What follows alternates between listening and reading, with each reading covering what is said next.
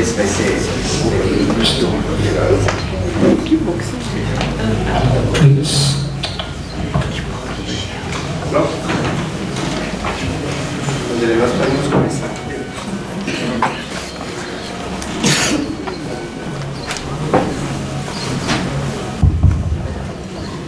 Bom dia a todos. É com muita alegria que nós estamos recebendo todos vocês aqui hoje, não é? Olha que coisa gostosa, casa cheia, coisa boa, não é? E com que satisfação nós temos de estarmos recebendo a nossa Sueli Calda Schubert, escritora, oradora, médium, trabalhadora na seara espírita há muito... Não vou falar isso, não é Sueli? Há muito tempo, tá? Então posso falar, há muito tempo. Sueli, eu gosto de um livro que ela tem, O Semeador de Estrelas, que para mim é a melhor biografia do Divaldo Pereira Franco. É uma biografia amorosa, é uma biografia sincera, boa de ler, gostosa de ler. E eu acho que de todos os biógrafos do nosso Divaldo Franco, ninguém foi tão feliz, na minha opinião, como a nossa querida Sueli Calda Schubert, né? Então, pediram para eu avisar vocês, as pessoas que vieram para receberem o passe no fim da reunião, haverá a equipe de passistas providenciando os passes. As pessoas que compraram os livros da Sueli e desejarem o autógrafo dela, ela estará aqui no fim da palestra para fazer o autógrafo, tá bem? Vamos iniciar então com uma prece, aí a Sueli estará à vontade para estar conosco.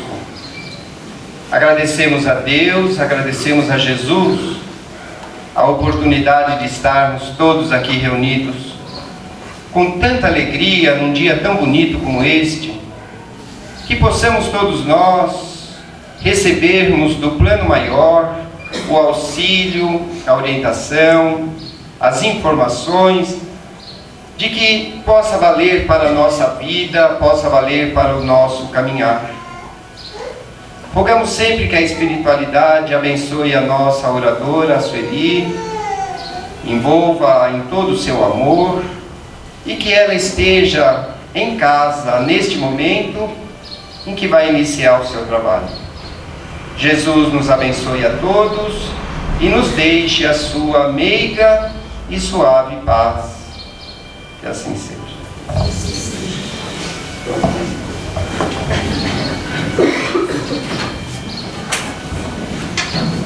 Bom dia a todos. Que as bênçãos de Jesus nos envolvam. É com muita alegria que retorno a essa cidade, a essa casa, agora que a reforma aconteceu, uma casa nova, de tão bonita que está. Eu fico muito feliz com isso. E nós vamos falar sobre esse tema que nos foi solicitado, porque realmente é um desafio. Nós temos hoje esse desafio para a vivência do Evangelho.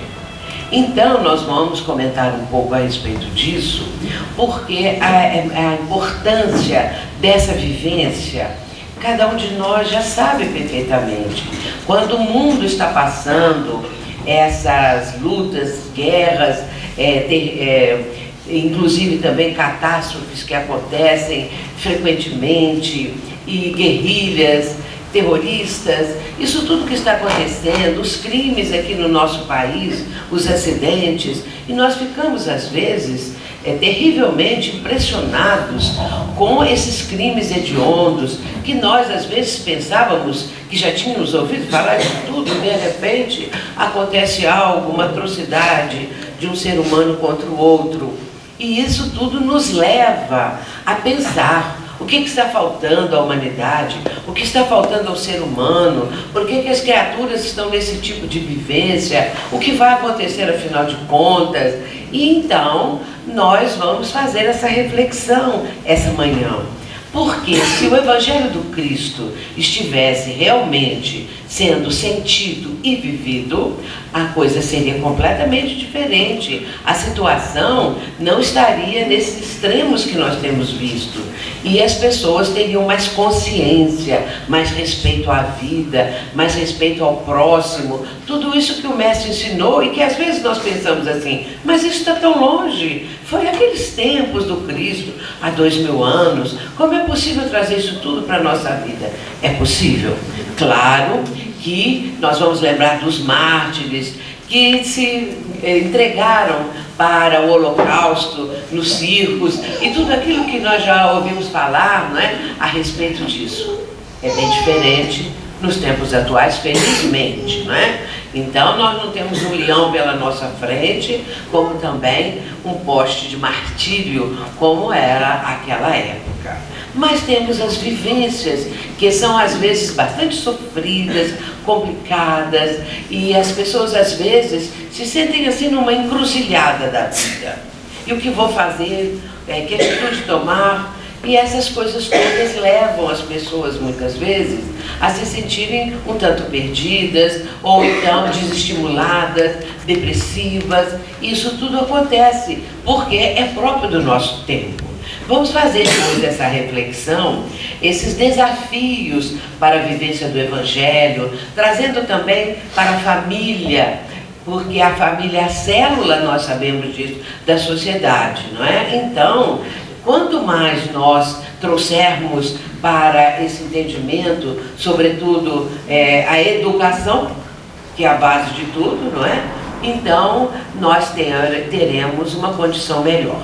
Então, vamos falar um pouquinho a respeito disso, começando, eu fico sentado, porque eu não posso ficar em pé devido a problemas. Começando aqui com esse texto em que Jesus vai ser interrogado pelos fariseus. E Jesus, então, sobre essa pergunta, quando vem o reino de Deus, em resposta ele disse: o reino de Deus não vem de modo visível, nem dirão vede aqui ou vede ali, pois o reino de Deus está dentro de vós. Lucas 17, 20 e 21. O reino de Deus está dentro de vós. Jesus falou muitas vezes sobre o reino de Deus. Só no capítulo 13 de Mateus, nós vamos encontrar 7 parábolas, todas elas falando sobre o reino de Deus. Mas, na verdade, depois, Jesus vai dizer, o reino não está aqui nem ali. Embora que as pessoas que ouvissem as parábolas, que estavam ouvindo as pregações do Mestre, imaginavam que o reino, um limite dali para frente era o reino, alguma coisa assim. As pessoas não sabiam explicar. Mas Jesus vai dizer que o reino está dentro de nós. E isso é algo que hoje nós começamos a entender. E ao longo da nossa conversa dessa manhã, nós vamos falar um pouco mais a respeito desse reino de Deus dentro de cada um de nós. Vejamos a seguir a respeito de o Evangelho segundo o Espiritismo, que nós sabemos comemorando esse ano 150 anos de lançamento. E na introdução, Allan Kardec coloca da seguinte maneira, falando do Evangelho de Jesus. Diante desse código divino, a própria incredulidade se curva. É terreno onde todos os cultos podem reunir-se, estandarte sobre o qual todos podem colocar-se, quaisquer que sejam suas crenças, porquanto jamais ele constituiu matéria das disputas religiosas, que sempre por toda parte se originaram das questões dogmáticas. Muito bem. Então, nós estamos vendo aqui que o próprio Allan Kardec está mencionando a importância desse código divino, que são os ensinamentos do Cristo, todo esse legado que ele deixou para a humanidade. E ele vai dizer que diante desse código, até mesmo a incredulidade se curva, acaba entendendo, acaba aceitando, acaba tendo noção a respeito disso, ou necessidade, carência de encontrar as respostas. E aqui Allan Kardec diz, né, que é um terreno onde todos os cultos podem reunir-se, estandarte sobre o qual todos podem colocar-se. nós vemos aí, não é, milhares de pessoas que estão nos templos para seguirem os ensinamentos de Jesus. Entretanto, a leitura que muitas vezes é feita, a interpretação daquilo que o Mestre deixou para a humanidade, apresenta distorções, apresenta ainda certas crendices, como o inferno, por exemplo, que existe inferno e que as pessoas vão para o inferno. Quem não seguir determinado ramo do cristianismo vai para o inferno. Isso é ainda uma crença primária, não é? Porque cada vez mais as pessoas entendem que é impossível que Deus, sendo todo o poder, e na definição, por exemplo, de João o Evangelista, Deus é amor, para dar uma ideia completa do Criador, é claro que se Deus é amor, se Deus criou o universo, se Deus é aquele que cuida de tudo e nos criou, Ele não iria criar seus filhos para irem para o tal do inferno eterno, do qual a pessoa jamais sairá de lá. Então, esses tipos de ideias ainda estão presas às questões mais primárias, não é? E a doutrina espírita veio abrir um leque de ensinamentos, um horizonte muito vasto. A doutrina convida o povo a pensar. Nós precisamos pensar, não podemos ficar com o nosso pensamento engessado, ou seja, mais ou menos lá na Idade Média, no pensamento ainda medieval, nós temos que abrir o nosso pensamento, abrir a nossa mente, o nosso horizonte mental.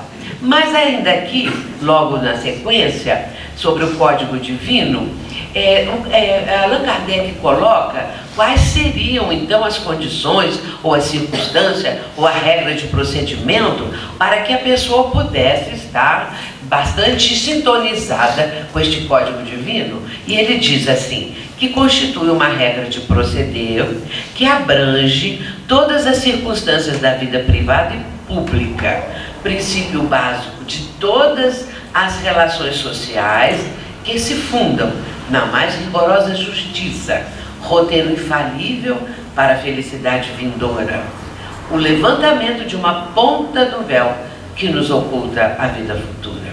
Nós vemos aqui então essa regra de procedimento, como proceder em todas as circunstâncias da vida particular da pessoa e a própria vida pública. E aí nós vamos começar a ter uma noção de que nós precisamos ter um procedimento melhor, alguma coisa que seja também, esteja também contribuindo para melhorar a sociedade, para melhorar os rumos do nosso planeta, da humanidade e tudo mais. Então, ele é o princípio básico de todas as relações sociais, que se fundam na mais rigorosa justiça.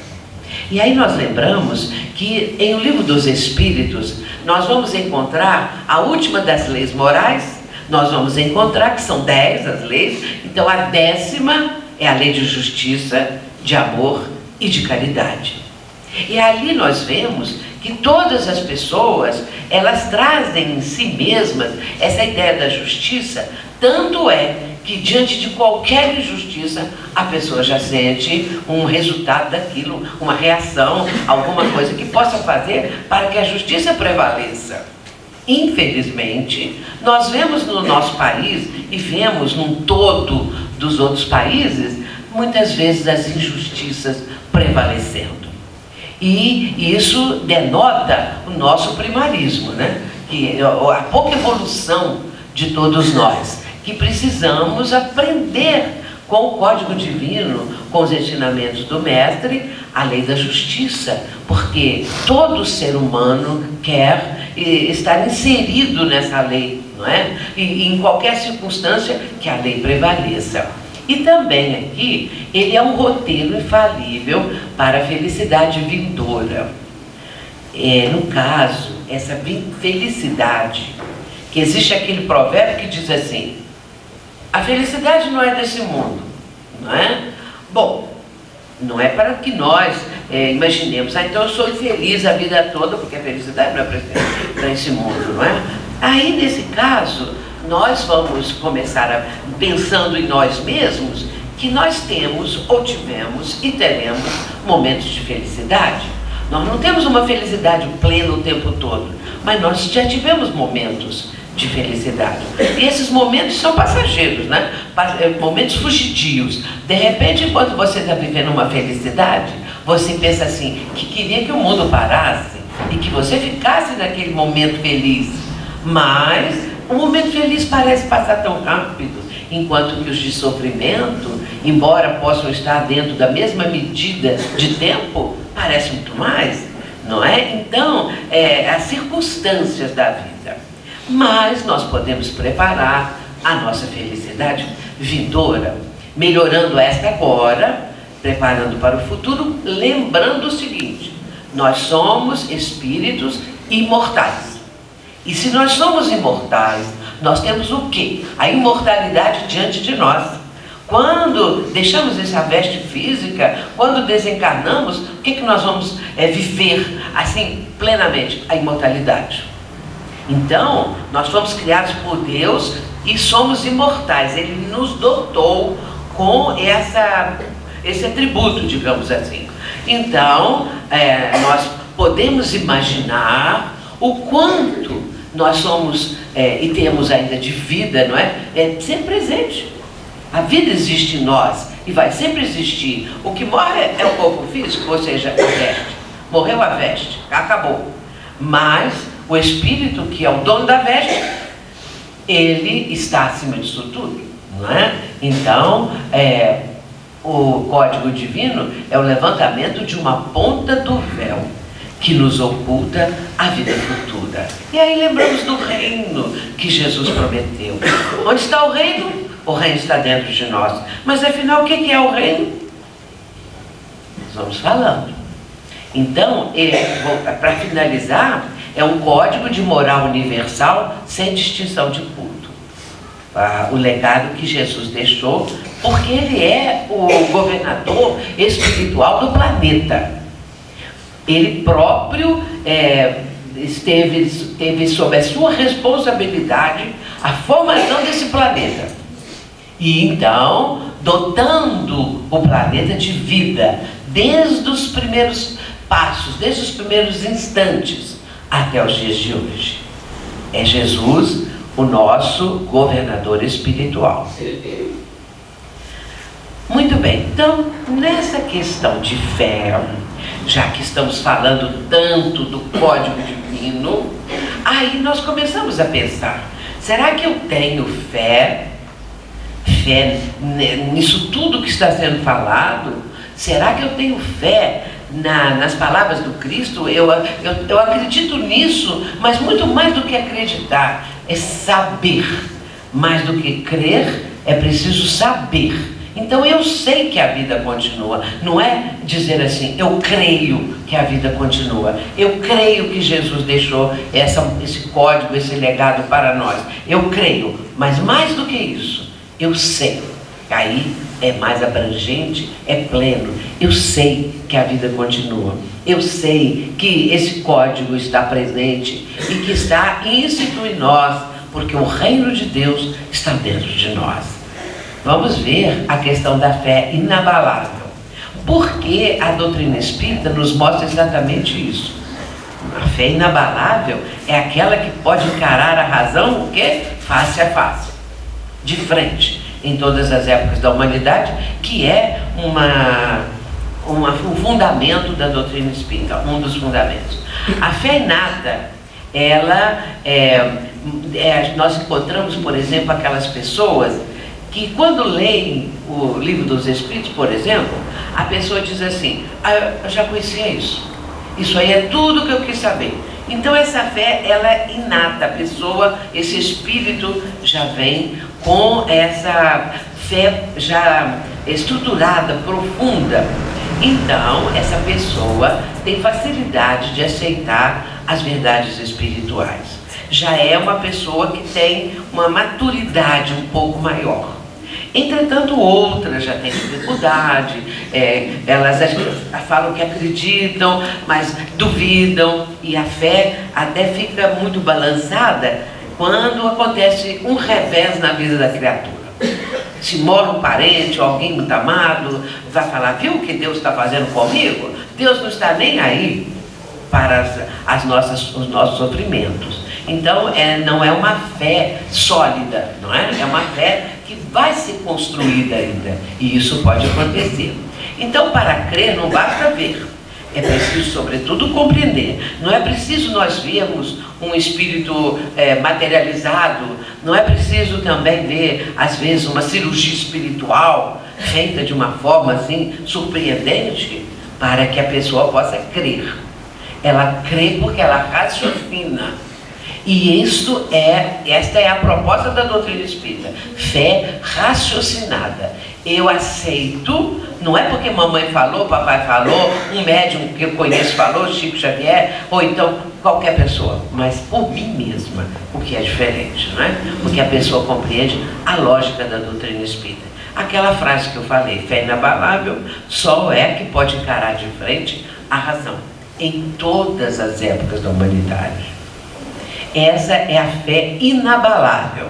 Nada abala, diminui, coloca dúvida, mas também não é o fanatismo. Tem que ter muito cuidado com isso, porque o limite entre uma coisa e outra é tênue, né? Para a pessoa de repente virar fanática.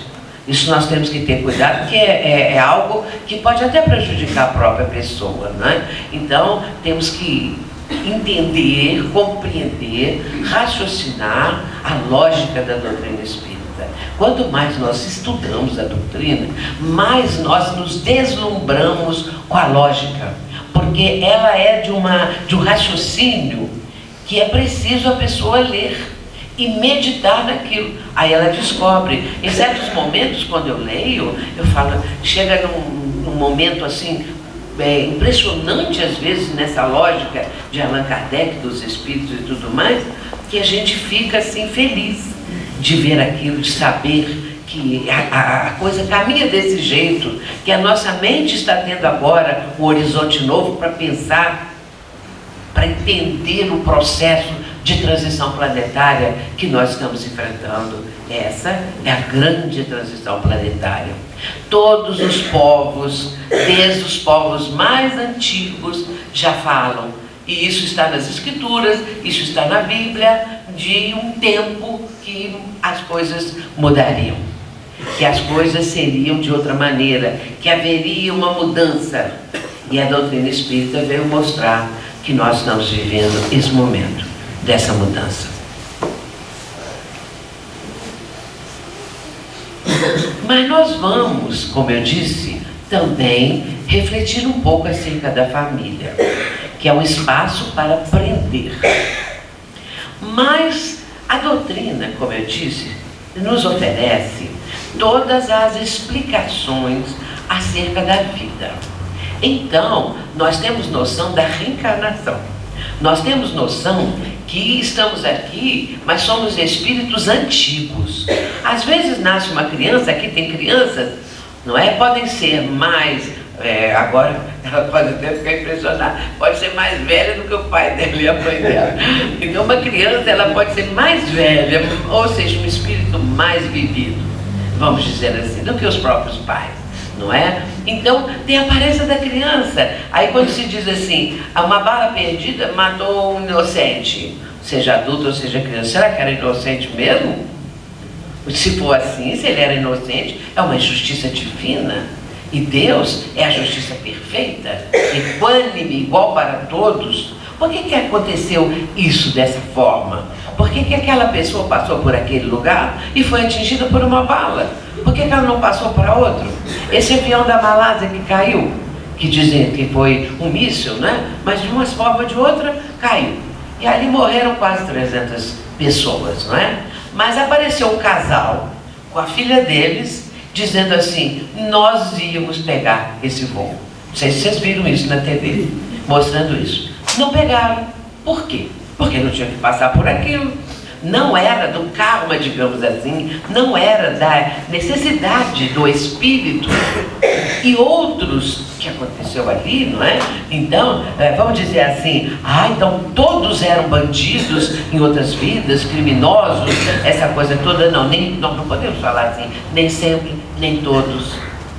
existem aqueles que passam por uma situação assim tão dramática, trágica, porque necessitam dar um salto de qualidade, um salto de maior elevação na sua vida. Outros porque não tem karma para isso, mas fica como uma lição para a família, alguma coisa que aconteceu que nós não sabemos. Por isso temos que ter muito cuidado de falar assim, aqueles espíritos todos eram nazistas, como falaram daqueles jovens lá em Santa Maria, né? Naquela tragédia da boate. Então nós temos que ter esse cuidado, porque nem todos, e às vezes ali não tinha nenhum nazista, não sabemos, não é? Então temos que ter cuidado nas nossas exposições, nas explicações que damos às vezes para outras pessoas, não é? Porque você é espírita, alguém chega perto de nós e diz, por que houve isso, né? Como que o espiritismo explica? Muitas vezes uma pessoa espírita é interrogada, não é? A pessoa vem e pergunta por que isso, por que aquilo. E aí nós temos que ter cuidado, porque há uma gama muito ampla de circunstâncias que nós não sabemos. Agora, inocente, não. Ninguém morre inocente, assim, completamente, sem ter um motivo para aquilo que aconteceu. Então, a nossa doutrina, ela nos explica isso. E explica que nós estamos num processo de vivência aqui no plano terreno, que é uma vida breve, em relação à nossa imortalidade. Eu, às vezes, quando penso na imortalidade, o pensamento da gente viaja, né? Você pode ficar pensando na imortalidade, como é que será isso? E aí, como é que será lá no mundo espiritual? Embora nós já saibamos muita coisa do mundo espiritual, através principalmente de André Luiz, não é? E agora também através de Emmanuel, de Joana de Anjos, de Manuel Filomeno de Miranda, muita coisa nós já sabemos. Mas ainda não temos a noção plena, porque o corpo físico, o cérebro físico, limita a nossa amplitude de raciocínio. Porque ele está preparado para a vivência aqui da matéria, do corpo físico. Então esse limite acontece. Outro ponto também importantíssimo acerca dessa lei da reencarnação é que nós todos, meus irmãos, já vivemos em muitas raças, já tivemos nossa pele em muitas raças. Então, quando o Espiritismo mostra isso, acaba com o preconceito. Nós não podemos ter preconceito de raça, preconceito disso, preconceito daquilo, porque nós entendemos o Espírito. Nós entendemos o espírito da coisa também, não é? O espírito dessa situação, nós sabemos disso. Então nós já fomos da nobreza, como já fomos também de pessoas que viveram, vamos dizer, em situação de absoluta miséria, de carências, de dificuldades. Vou contar um caso para vocês que me contaram lá em Vitória, quando agora em março houve o Congresso Brasileiro de Espiritismo. Então, eu estava, isso já após o término do congresso, eu estava na casa de uma pessoa lá da direção do congresso para almoçar. E do meu lado estava Divaldo Franco. E de frente a nós tinha um casal. A moça é filha da dona da casa, do casal dono da casa. Muito bem. Então ela virou para mim, os dois médicos, tanto um quanto o outro, ela virou para mim e falou assim: Sueli, pode uma criança de 3 anos lembrar do passado? Então, eu, como estava do lado do Divaldo, eu falei: pode, não é, Divaldo? E joguei para ele. Para ele responder. Porque com o Divaldo ali, por que eu vou responder? Não é, Divaldo? Eu falei assim: pode, não é, Divaldo? Aí Divaldo: e aí pronto. Aí ele se planou. Aí a senhora contou o seguinte: o meninozinho deles, 3 anos, eles estavam na sala da casa e o meninozinho no chão brincando com algumas coisas e tal, sentado no chão. E o casal vendo TV. Era um documentário sobre a África. E de repente aparece uma cena de um lugar muito pobre lá na África, e uma cidade, um lugar lá, e aquelas crianças esquálidas, e as mães esquálidas também, e tal. O garotinho olhou aquilo e simplesmente falou assim: eu já morei aí. Aí os pais ficaram assim, ele falou assim: eu era muito pobrinho. Olha o meninozinho de 3 anos, ainda não tinha feito 4. Eu era muito pobrinho, eu era pretinho, agora eu sou branquinho. O menino falou isso. Aí os pais ficaram assim: meu filho, o que você está falando? Não, eu vivi aí, eu era assim, e agora eu sou assim, não é? Então, e falou o nome da cidade, um nome africano. Os pais ficaram estarrecidos e depois foram olhar no Google, porque você sabe, o Google responde a gente tudo, né? Então qualquer coisa você pergunta lá no Google. Então, perguntaram no Google, ele falou o nome da cidade certinho. Eu agora esqueci o nome. Os pais me falaram, mas isso foi em março, eu não tomei nota, não me lembrei do nome da cidade. Mas agora veja a criança lembrando do passado dela naquela cidade lá da África. Então, veja bem que nós passamos por isso tudo. Nós já vivemos no tempo primitivo. Nós começamos ali e viemos vindo. Então, é claro que nascemos e renascemos, nascemos e renascemos, e já fomos isso, já fomos aquilo e tal, e pronto. Hoje estamos aqui, não é? Então, é muito importante para vencermos qualquer tipo de preconceito. E isso, quando se expõe isso para as outras pessoas, que às vezes pensam que os espíritas ou que alguns de nós possam ter preconceito disso ou daquilo, nós podemos logo dizer, com a reencarnação, ninguém pode cultivar preconceito. Mesmo que hoje a gente sinta ainda alguma coisa relacionada com o próximo, qualquer coisa assim, nós vamos trabalhar isso, não é? Porque a doutrina nos dá essa condição. Muito bem, nós vamos falar um pouco, como eu disse no princípio, a respeito da família. Porque é a base e porque isso é um fundamento que a doutrina nos propõe a respeito da família, que é necessário para nós, não é?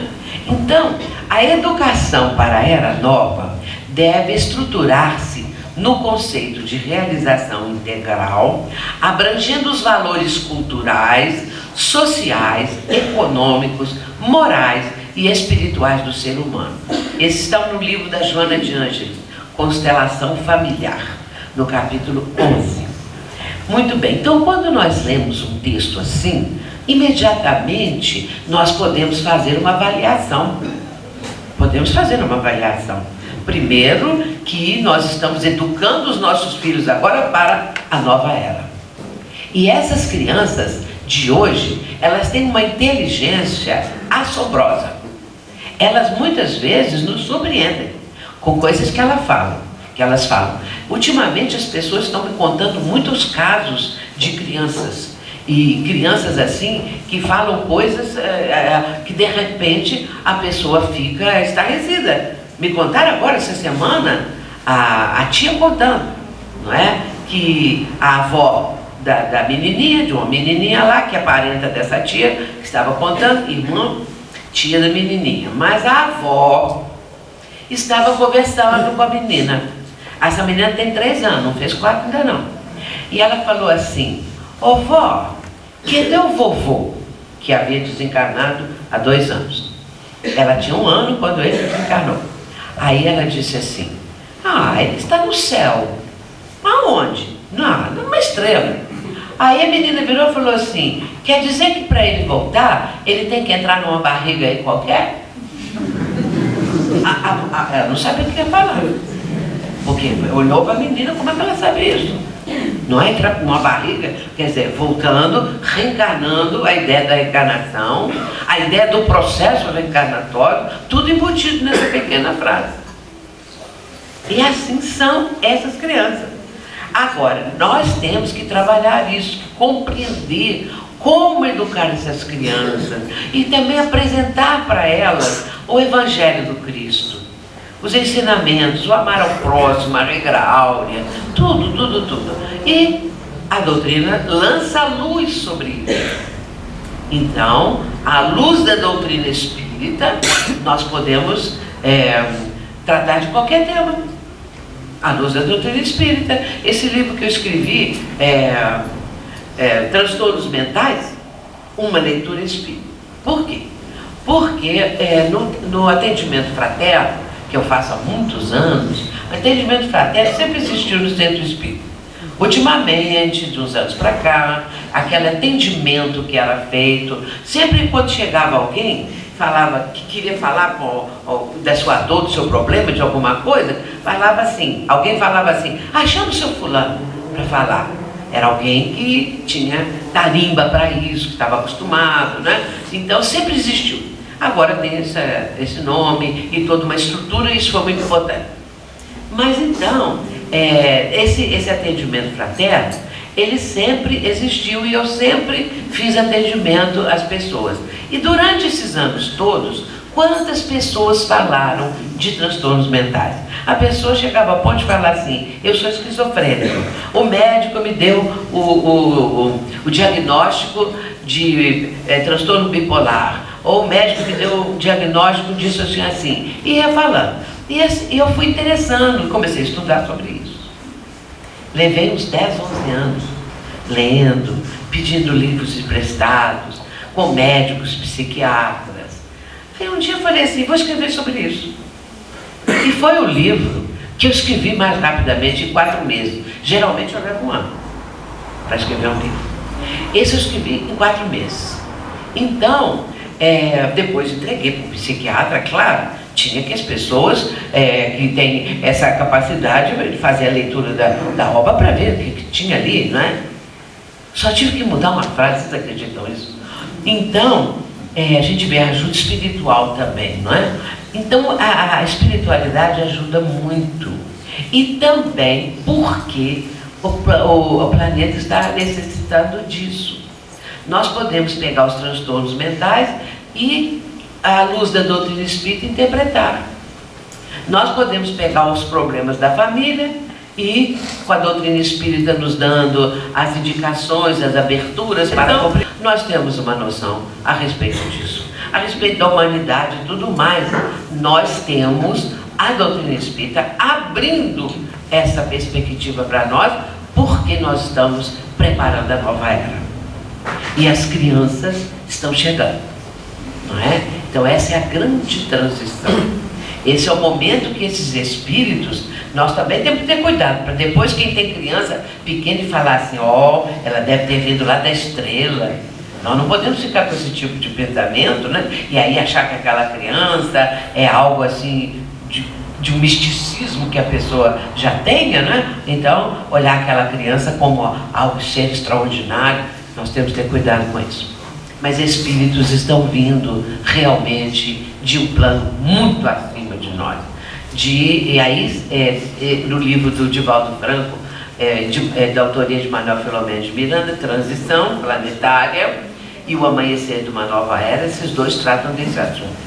Os espíritos que estão vindo, né? Então, vem das Pleiades. As Pleiades, elas estão na constelação do Touro. E elas distam do nosso planeta 440 anos-luz. É a distância entre o nosso planeta e as estrelas chamadas Pleiades, que são 7 estrelas. Essas 7 estrelas eram conhecidas são conhecidas desde a antiguidade. E entre elas tem uma, a mais brilhante, a maior, que tem o nome de Alcíone, ou Alcione. Mas como tem um acento, não é? Acento agudo é Alcíone. Muito bem. Então, essa estrela, não é? De lá estão vindo os espíritos da nova era. E esses outros negativos, maldosos, completamente diferentes do nível maior da humanidade, ao desencarnar não voltam. Vão para o mundo inferior, porque eles não estão sintonizados com essa mudança do nosso planeta, que é de prova e expiação. Na categoria dos mundos, o nosso planeta está no patamar de provas e expiações. Abaixo do nosso são os mundos primitivos. E aí nós chegamos à conclusão que o nosso planeta está em penúltimo lugar, porque abaixo de nós só tem o último. Então precisa subir mais um pouquinho, que é para o plano da regeneração. E isso está previsto até entre os maias, né? Entre os egípcios, e nós vamos vendo essas coisas todas e ficamos sabendo que não é uma invenção do espiritismo, é algo que realmente estava previsto. Então, meus irmãos, é isso. Nós devemos procurar estruturar essa educação. Agora, infelizmente, vamos falar a verdade, abrindo um parênteses, as nossas autoridades não têm nem noção das coisas, não é? O processo da educação no nosso país é de chorar. Eu sei porque minha família é uma família de pedagogos, todo mundo lá gosta de sofrer. Então, minhas filhas, meu filho, minhas irmãs, meus netos, meus sobrinhos, todo mundo é professor. Eu nunca vi uma família assim. Eu queria tanto que fosse todo mundo médico. Mas então, brincadeira. Então, aí, eu mesma gostaria de ter formado em pedagogia, né? Nós todos lá temos esse fascínio por essa questão da educação e tudo mais. Então, as professoras, os professores, eles trazem notícia do que está acontecendo, né? A respeito da educação no Brasil. Vamos ver se agora dá uma mudada, né? Para poder conseguir melhorar isso, porque a educação é a base de tudo, né? Abrangendo, a educação integral abrange os valores culturais, sociais, econômicos, morais e espirituais do ser humano. Quer dizer, totalidade, né, da criatura humana. Então vamos ver um pouquinho a respeito disso. Então nós vamos aprender a aprender. Nós somos aprendizes, não é? Sempre somos aprendizes. E porque temos ainda o futuro, a imortalidade. Quanto tempo nós vamos levar para aprender? Muito. Nós estamos diante da ciência do infinito. Kardec coloca, na introdução de O Livro dos Espíritos, no item 13, ele fala da ciência do infinito. Nós precisamos entender que existe uma ciência do infinito. E também na questão 466 de O Livro dos Espíritos, na resposta que os Espíritos estão dando a Kardec, nessa questão 466, os Espíritos dizem que existe uma ciência do infinito. Então, nós agora sabemos que existe, não é? Essa ciência. E isso é lógico. Se nós estamos sempre aprendendo, e vamos viver no infinito, a nossa cabeça não tem força para entender isso, né? Mas existe. Então vamos ver o seguinte: aprendendo a amar. Porque nós queremos o amor, mas não sabemos amar. Então é o Espírito Camilo, mentor de Raul Teixeira, nosso querido amigo, não é?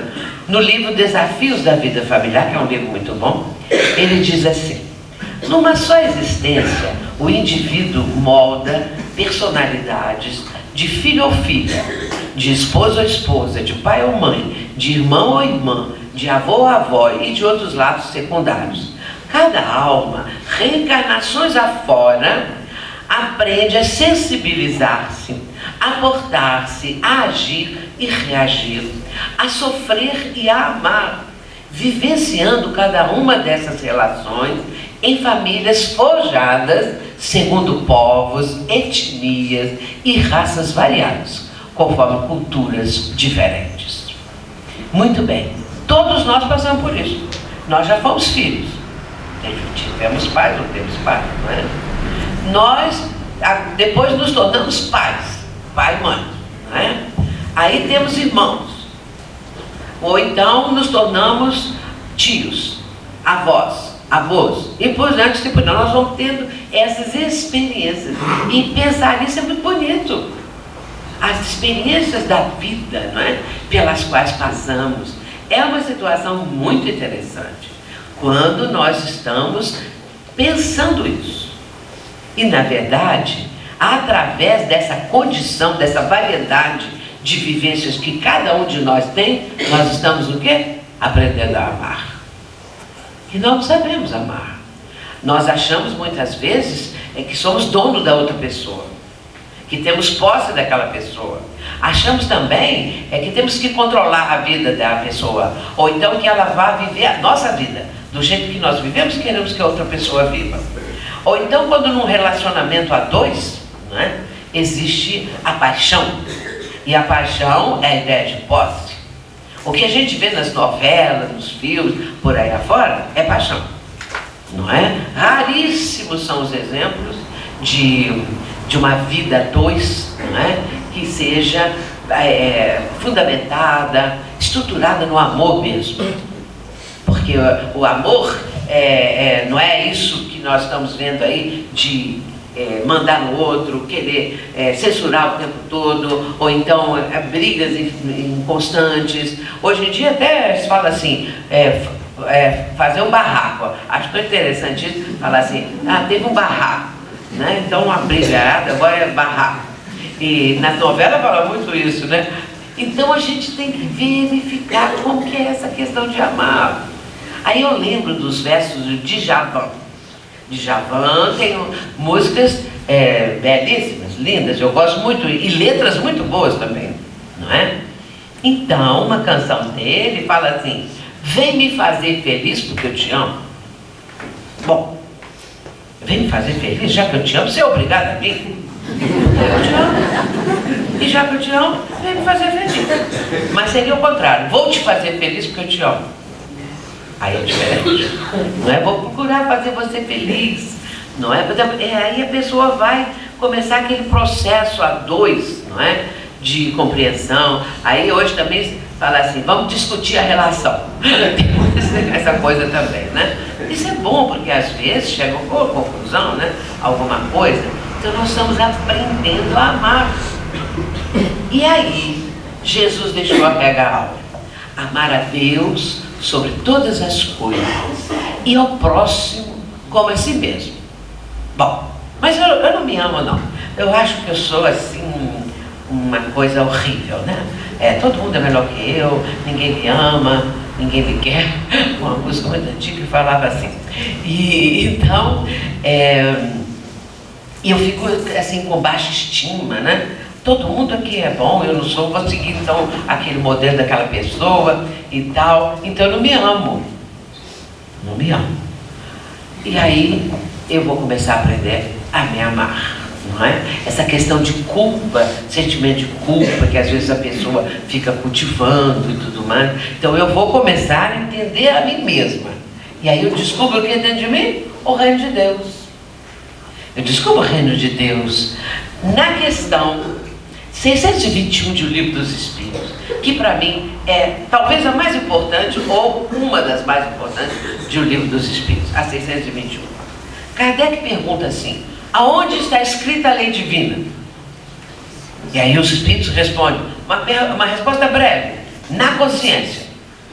Bom, então, dentro de mim, dentro de cada um, a lei divina está presente. E não é isso o reino de Deus? Nas palavras daquela época, Jesus não diria assim, o ensinamento divino ou a lei divina está dentro da sua consciência.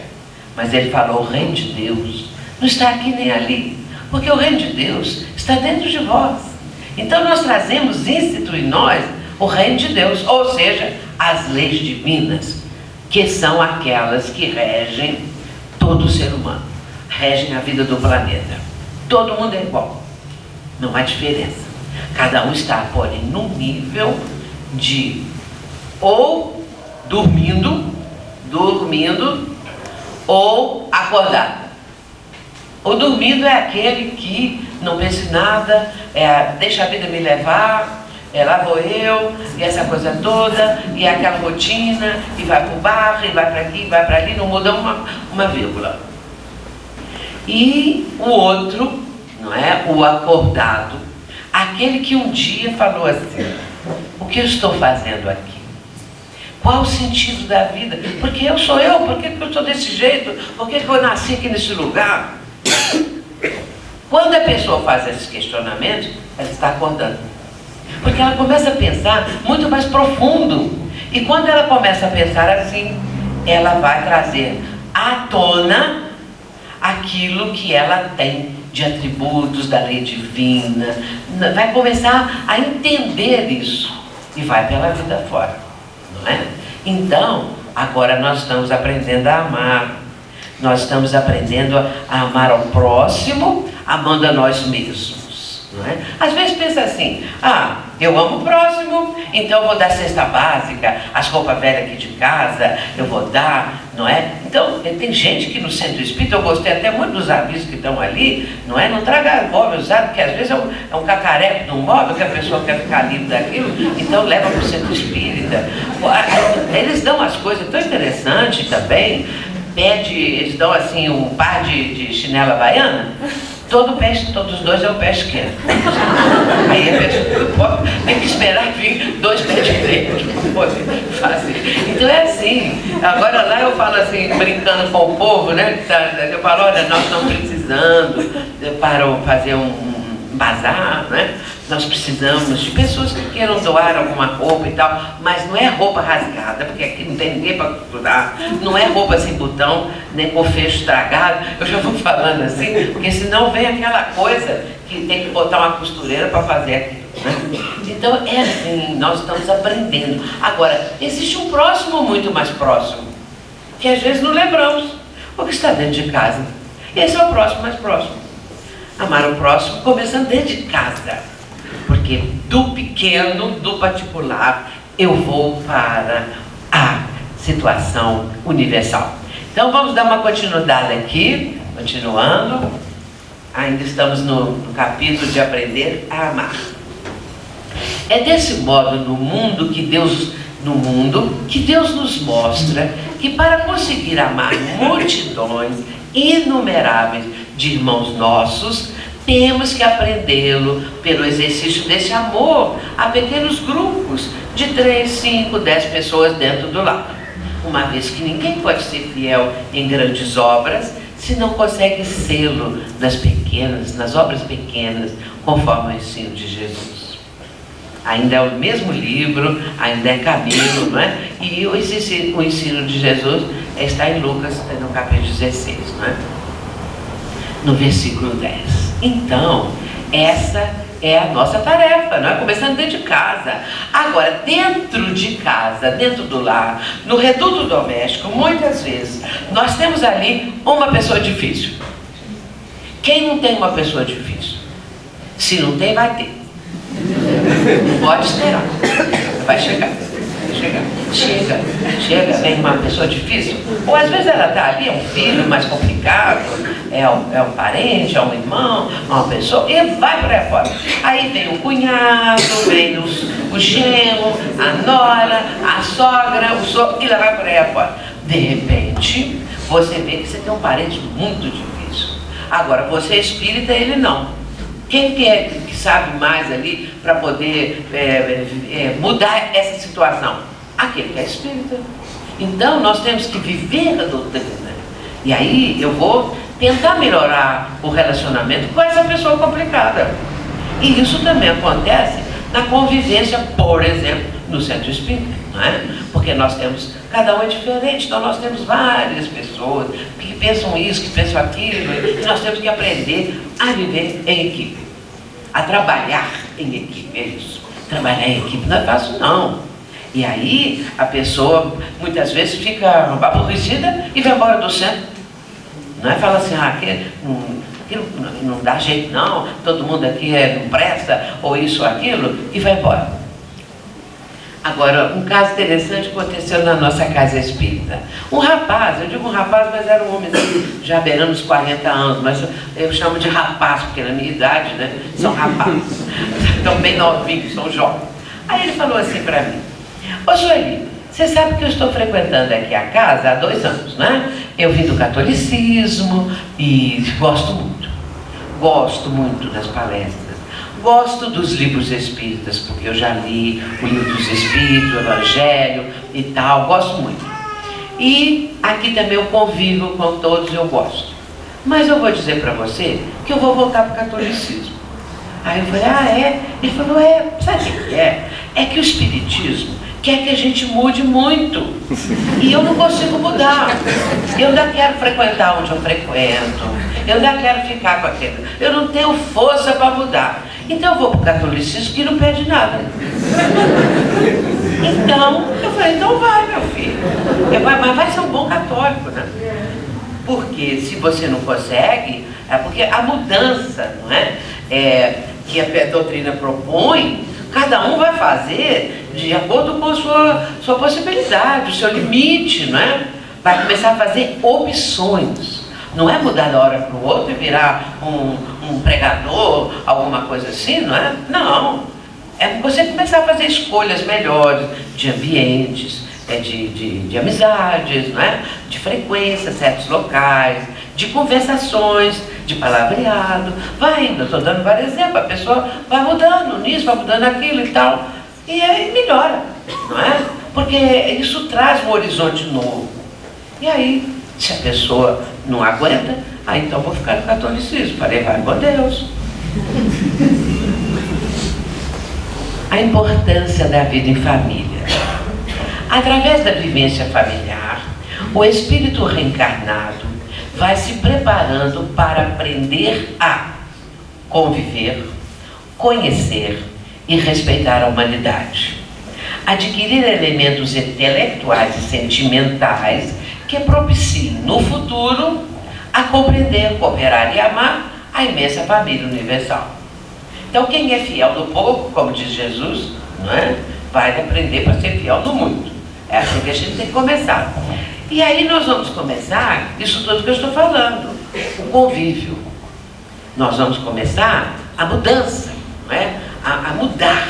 Porque a importância dessa transformação moral é que ela beneficia primeiramente a própria criatura e beneficia o grupo ao qual ela está inserida, no qual a pessoa está inserida. E depois isso vai se ampliando, não é? E nós vamos entendendo melhor o próximo. E aí vem algumas coisas que nós temos que aprender, precisamos, não é? Kardec faz uma pergunta. A pergunta 886. Kardec pergunta assim: qual o sentido da palavra caridade, tal como a entendia Jesus? E aí os Espíritos respondem: benevolência para com todos, indulgência para com as imperfeições do próximo. O mais difícil vem agora: perdão das ofensas.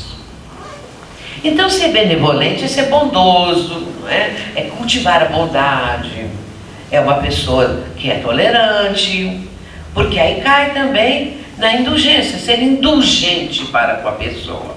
Ou seja, desculpar, entender, não é? Entender a pessoa. Porque quando nós chegamos nesse ponto aí, a questão do perdão, do perdoar, pode ficar mais perto de nós. Mas dentro do nosso mundo íntimo, nós começamos, se tivermos que perdoar alguma coisa a alguém, nós já começamos a pensar nessa possibilidade. É claro que no Evangelho segundo o Espiritismo tem um capítulo que diz amar os inimigos, não é? Amai os inimigos. Mas esse amor aos inimigos não é naquela intensidade ou gradação que nós endereçamos a um amigo, a um familiar querido. É não desejar o mal, é não odiar, é querer até o bem da pessoa. Porque às vezes a criatura fala assim: bom, eu já perdoei e nem me lembro mais, não sei o quê. Um dia ela fica sabendo que o fulano que ela perdoou teve uma falência, que aconteceu alguma coisa. Aí ela pensa assim: bem feito. Pois é, isso foi bom. Ele merece.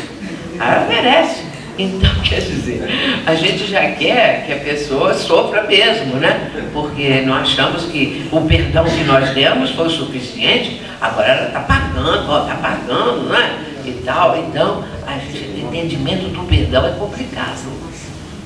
Mas, começando a perdoar, aliás, começando a desculpar, não é? Vamos desculpar, vamos relevar, vamos não ser tão exigente com as pessoas, porque às vezes nós exigimos muito das pessoas e elas só podem dar o que elas têm, não é? Então, às vezes, na casa espírita, nós achamos assim, fulano pega um serviço aqui na casa, um trabalho, uma coisa qualquer, e depois não leva adiante, ou então não cumpre tudo que deve cumprir, e aí fica aquela lacuna, e fica aquela coisa e tal, comentar. Por quê? Porque aquela pessoa está dando o que ela tem ainda, ela ainda não aprendeu, não é? Ela não aprendeu ainda a responsabilidade do trabalho, que nós estamos aqui para trabalhar na vinha do Senhor. Nós somos trabalhadores da vinha. E isso aí é importantíssimo, não é? Nós fomos discípulos. Discípulos no sentido de aprendizes. Agora somos trabalhadores. Somos convocados para trabalhar. E vamos fazer alguma coisa, né, gente? Vamos fazer. E aí é importante. Então nós vamos respeitar a humanidade. Como que está faltando a ética, o respeito, né? A pessoa mata pelo prazer, assim, vários casos, a pessoa caída no chão e o outro atira na cabeça da pessoa. Quer dizer, podia ter ido embora. Não, mata. E aí a gente vê esse espírito primitivo, né? Esse espírito que não tem mais sintonia com o planeta. Porque o processo de regeneração é um processo de mudança vibratória. É isso que vai acontecer. Por quê? A pessoa do bem, ela já tem uma vibração melhor. Então fala assim, fulano é do bem. Essa pessoa realmente tem uma vibração melhor. Vamos supor que uma coletividade seja toda ela do bem. Então a vibração dessa coletividade, ela é maior. Ela é mais alta, quero dizer, mais alta. É superior, melhor dizendo. Então, imaginemos a humanidade, já com o expurgo desses espíritos que estão fora dessa sintonia, que não tem condição de sintonia. E aí eles vão para o mundo inferior, vão ficar os que estão sintonizados. Por isso é que Jesus disse, bem-aventurados os mansos, porque eles herdarão a terra. E aí a gente pergunta, quando é que herdarão a terra? Aí está a resposta. Quando o planeta estiver, ou melhor, a humanidade, estiver dentro desse patamar de mansidão, ou seja, daquela pessoa que tem uma vibração superior, não é? É a pessoa benevolente, é a pessoa bondosa, é a pessoa que tem equilíbrio para conviver. Então essa é a regeneração, essa a transição para chegar na regeneração. Agora a transição é sofrida. A transição é sofrida. E aí nós temos que trabalhar bastante a família e tudo mais para momentos que possam surgir, né? E não estão assim descartados. Não estão descartados. Jesus fez o sermão profético, que está em Marcos 13. O sermão profético. Então nós vamos ver no sermão profético que Jesus está dando conselhos importantíssimos. Jesus fala assim, quem estiver sobre os telhados não desça. Ah, mas quem é que fica em cima do telhado? Só se tiver uma enchente, a família vai para o telhado, porque não para esperar ser salva por alguém que vem, um barco, qualquer coisa. Não, não é isso. Quem estiver sobre os telhados não desça. Mas Jesus disse mais, quem estiver na Judéia, fuja para os montes. Bem, como é que é isso também, né? Aí vem o Espiritismo trazendo as explicações. Quem estiver sobre os telhados, ou seja, numa sintonia superior, numa vibração superior, não desça o padrão. Fique nesse padrão. A mesma coisa que estiver na Judéia, fuja para os montes, ou seja, suba mais o padrão vibratório. Esses é que vão ficar. Não é? Então, o significado, quem estiver nos campos, não volte atrás para buscar seus vestidos, suas vestes. Não volte para trás, continue caminhando. O campo é a vinha do Senhor. Então vamos continuar, não é? Vamos ficar firmes, porque nós herdaremos a terra. Todos nós. E aí eu digo, no meu caso, por exemplo, que já tenho essa idade, né? Assim, que pode às vezes não parecer tanto. Ou até parece mais. Mas acontece que desencarnando, voltaremos. Os mais que estão com mais idades, não é? E agora deixamos essa veste, vamos para o mundo espiritual, um dia voltamos. E aí já vamos encontrar o mundo que é regenerado, muito melhor, não é? Então é isso. A vida continua. Agora aqui uma foto do nosso Raul, tirada agora em março. É lá em Curitiba. Então, eu coloquei para nós lembrarmos deles, né? Ajudarmos com vibrações pela sua recuperação. Aí o Camilo, guia do Raul, diz assim: numa só existência, deparamo-nos sob o nosso próprio teto com um verdadeiro laboratório em que, ligando uns aos outros, aprendemos a nos relacionar com a humanidade. É esse o aprendizado, é essa a caminhada, não é? É esse o desafio para o Evangelho. Viver isso é um desafio, mas vamos fazendo o possível da nossa parte, não é? Conforme tudo isso que nós estamos falando e muito mais, que as obras da doutrina, especialmente o Evangelho segundo o Espiritismo, o Livro dos Espíritos, né? Porque os outros são também a base da doutrina, mas são um pouco mais específicos, né? Como o Livro dos Médiuns, a Gênese e o Céu e o Inferno. Agora, a Sandra Borba, que talvez aqui todos já conheçam ou já tenham ouvido falar, é uma pessoa que tem um conhecimento notável. Ela reside em Natal. Ela diz a certa altura, no livro dela, ela diz assim: enquanto mestre por excelência, Jesus adotou uma postura poder mais inovadora no que diz respeito à aprendizagem e aos métodos e procedimento de ensino que lhe possibilitam a construção. Afastou-se da verbosidade, do formalismo, da memorização, da lição ex cátedra, demonstrando sua preocupação com uma assimilação ativa do conteúdo, com uma aprendizagem verdadeiramente significativa. Então, o discurso do mestre foi um discurso preparado para que, quando ele proferisse aqueles ensinamentos, eles reverberassem pelos tempos futuros. A palavra de Jesus, ela é de caráter universal. Então, ele veio trazer a mensagem do próprio Deus, do próprio Pai do céu. E aqui ela está dizendo isso, da postura do mestre, de tudo que ele ensinou, como que teve uma postura também de transmitir os ensinamentos dentro de métodos e procedimentos de ensino, para que as pessoas fossem entendendo aos poucos. Mas a coisa é assim, nos dias atuais, mais fácil da gente entender. Por exemplo, uma das menores parábolas que está, como eu disse, o capítulo 13 de Mateus, são 7 parábolas, todas falam sobre o reino dos céus. A menor delas diz assim: o reino dos céus é semelhante ao fermento, que uma mulher coloca 3 medidas na farinha para levedar a massa. Pronto, acabou, é só isso. E o significado disso? Né? O que é ser fermento? O que Jesus quis dizer com isso? Então o Espiritismo vem nos mostrar, e muitos pastores, muitos estudiosos da palavra do Cristo entendem isso, que ele está falando desse fermento espiritual, moral, da palavra da criatura. A nossa palavra age como fermento. Então ela pode provocar no nosso próximo alguma coisa que faça com que ele cresça. Isso quando nós falamos construtivamente, não é? Quando falamos destrutivamente, também pode ocasionar alguma coisa que venha a prejudicar aquela criatura. Então a palavra é um fermento.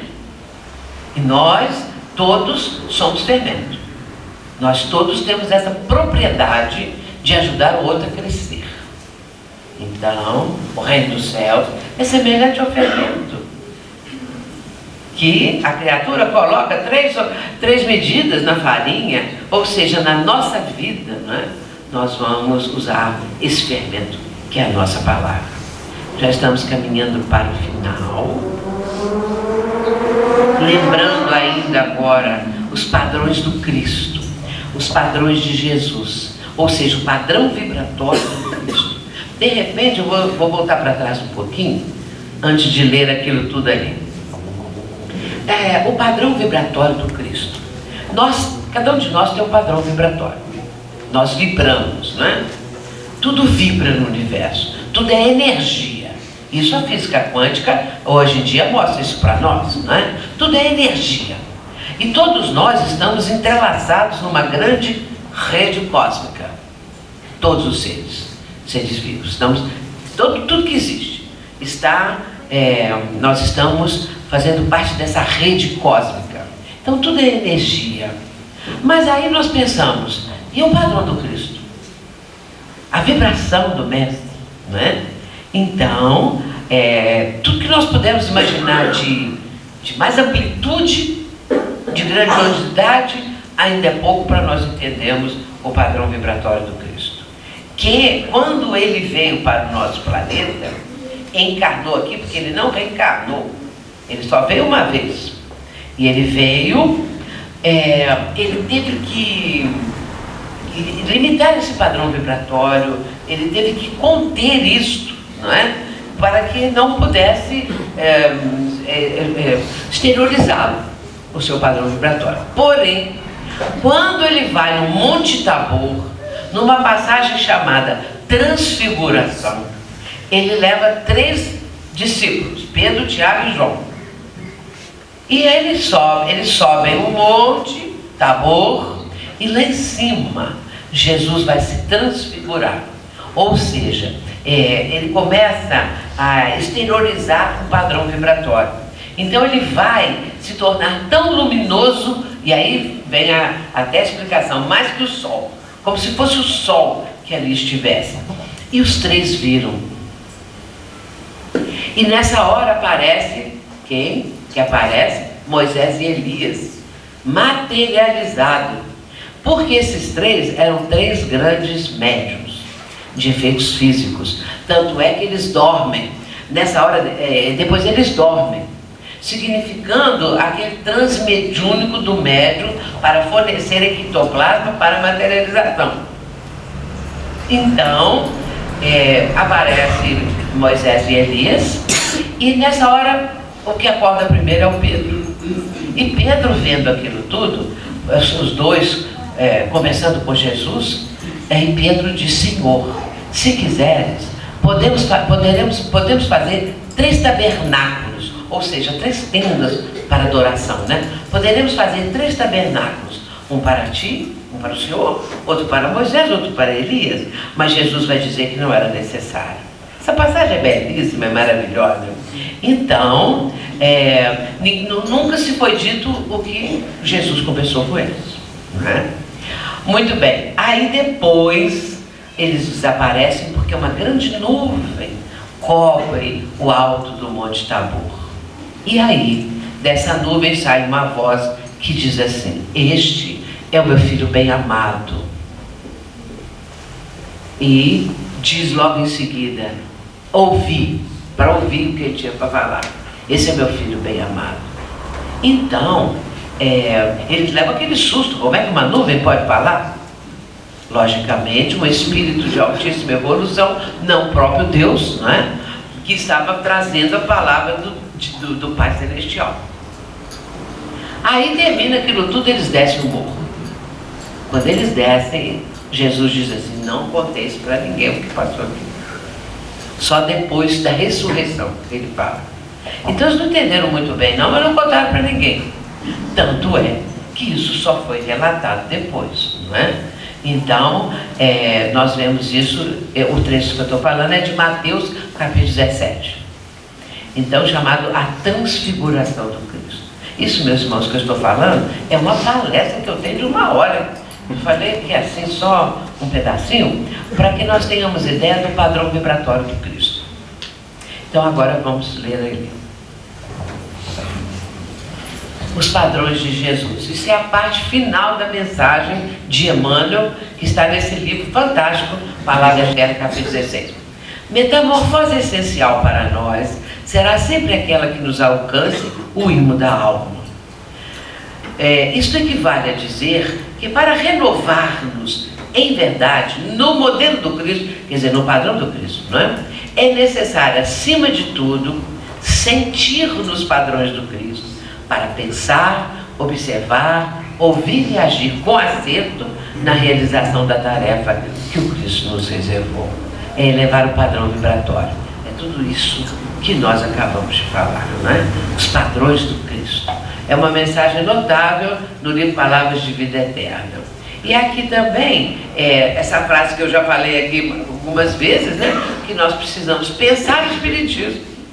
Ler, pensar o que o Espiritismo está transmitindo e depois pensar como espírita para agirmos como espírita, não é? Então é todo esse processo de mudança para aquele que já conhece a doutrina.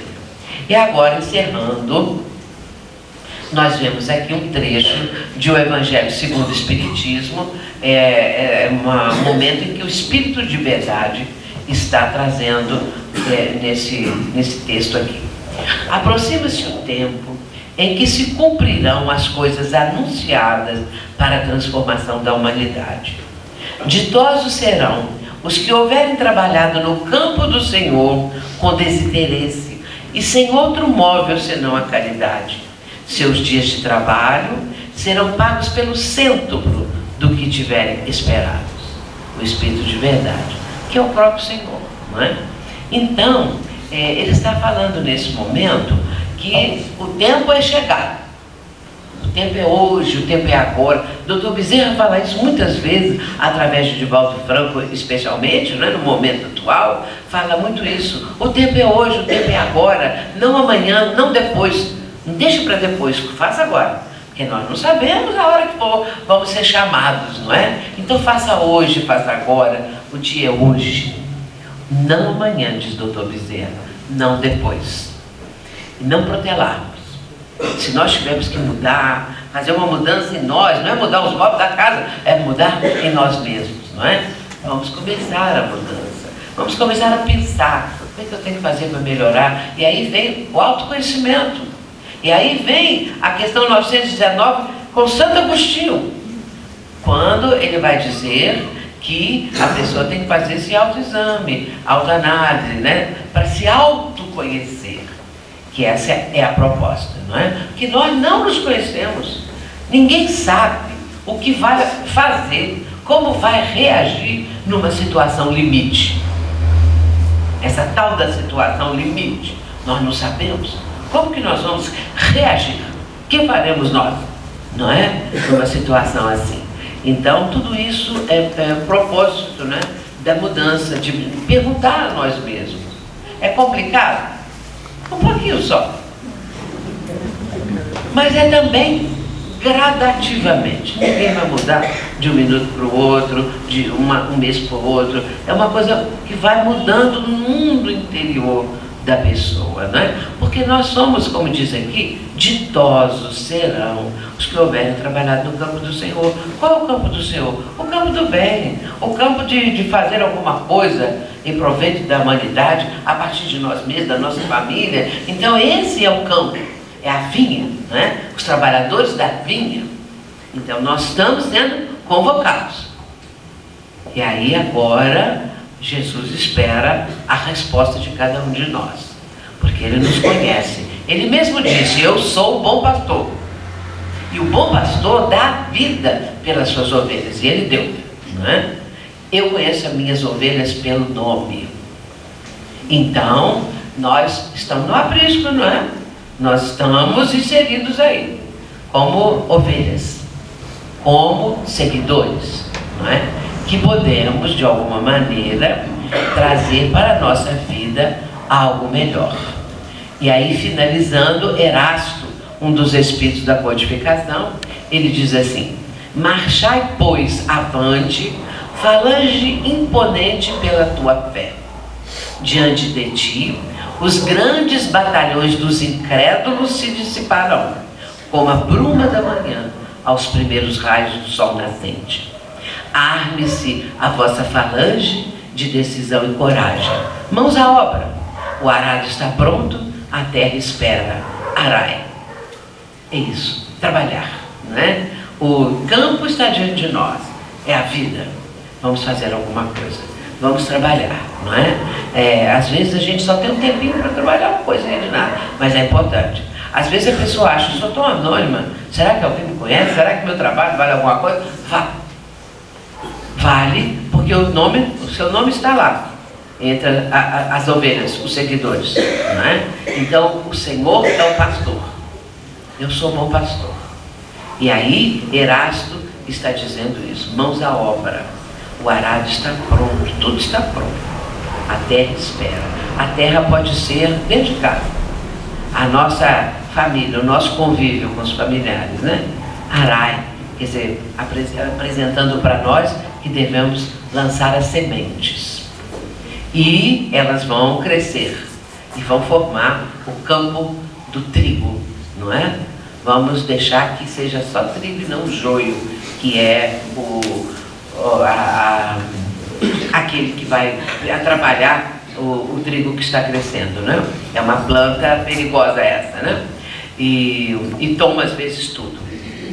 Então, meus irmãos, nesse momento em que estou agradecendo, não é, a presença de vocês e a possibilidade de ter vindo novamente a essa casa e o convívio aqui nesse momento, que vamos enlastecer isso para que cada vez mais nós estejamos unidos. Às vezes cada um na sua cidade, cada um na sua casa espírita, mas vibratoriamente nós estamos formando essa grande teia, não é? Que pode cada vez mais ser aumentada, amplificada também, para que possamos escutar os ensinamentos do Cristo dentro de nós.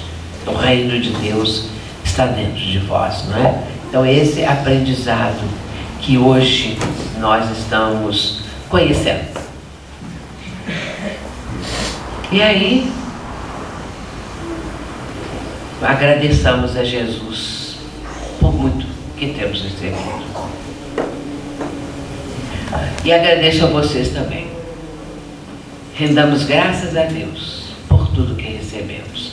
Muita paz, que Jesus abençoe a todos. Muito obrigado.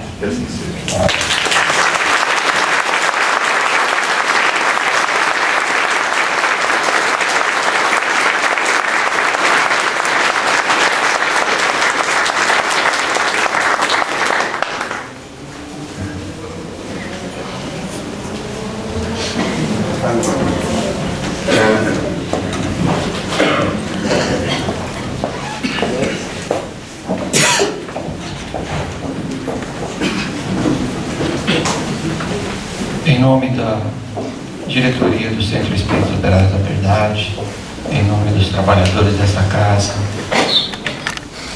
em nome dos espíritas jundiaenses, muito obrigado, querida irmã. Vamos brindar com essas palavras imensamente esclarecedoras, iluminadas. Nós temos lá fora a exposição dos livros da nossa irmã Sueli, estão à venda para todos.